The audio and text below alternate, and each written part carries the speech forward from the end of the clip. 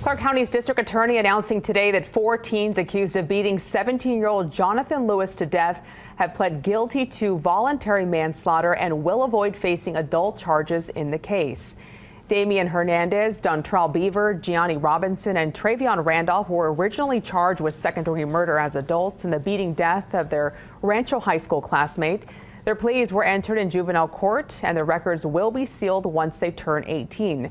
Lewis was taken off life support last November after the alleyway attack involving at least 10 people. Jonathan's family says he died a hero standing up for another student in a fight over AirPods.